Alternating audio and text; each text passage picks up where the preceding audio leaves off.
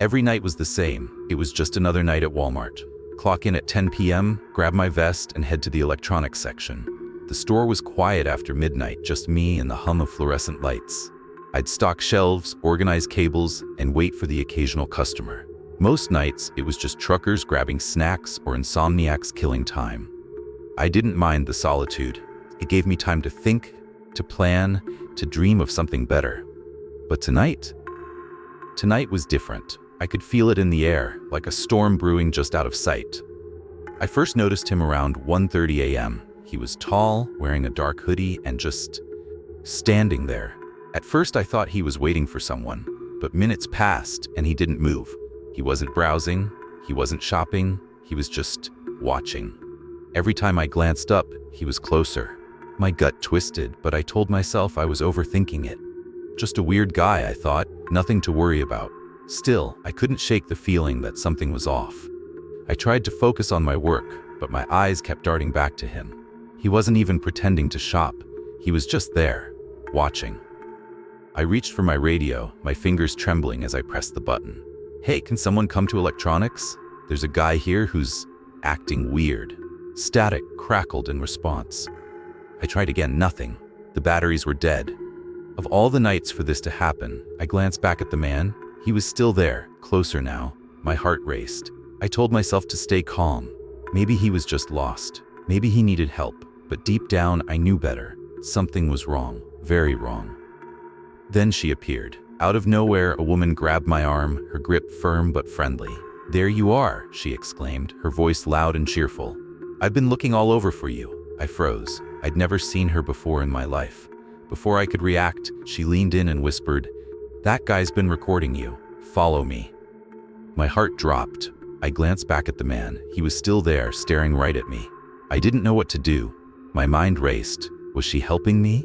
Or was this some kind of trap? I didn't have time to think. I let her pull me away, my feet moving almost on their own. She led me through the store, her grip tightening with every step. I trusted her at first. Why wouldn't I? She seemed like she was helping me. But as we moved further from the electronics section, past the registers, past the self-checkout, my unease grew. The warehouse section loomed ahead, dimly lit and nearly empty. Beyond that was the side exit, the one without cameras, the one employees used for loading shipments. That's when it hit me. She wasn't helping me. She was leading me straight to him. My stomach churned. I tried to pull away, but her grip was like iron. "Let go of me," I shouted, my voice trembling. She just smiled, her eyes cold. "Almost there," she said. I yanked my arm free with all my strength and ran. I didn't look back. I didn't stop until I reached the front of the store, my heart pounding in my chest. I screamed for help, my voice echoing through the empty aisles. My coworkers came running, their faces pale with concern. Security was called and the police arrived soon after. But by then, the woman and the man were gone, vanished, like they'd never been there at all.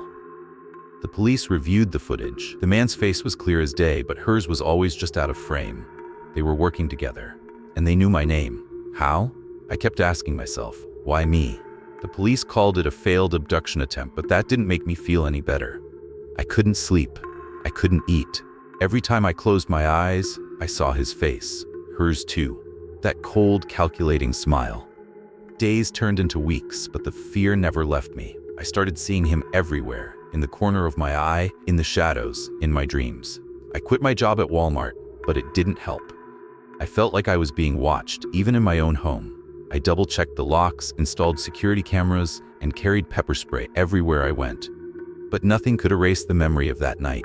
Nothing could make me feel safe again.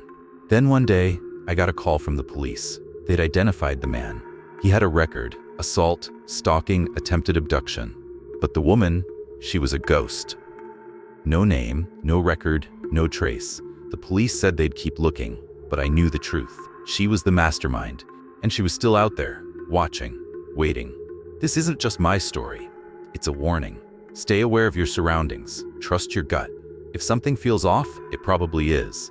Don't ignore that voice in your head telling you to run, to scream, to fight. And if you see something suspicious, say something. Share this story. Talk about it. You never know whose life you might save. Stay safe out there. because the world is full of shadows, and sometimes they're closer than you think.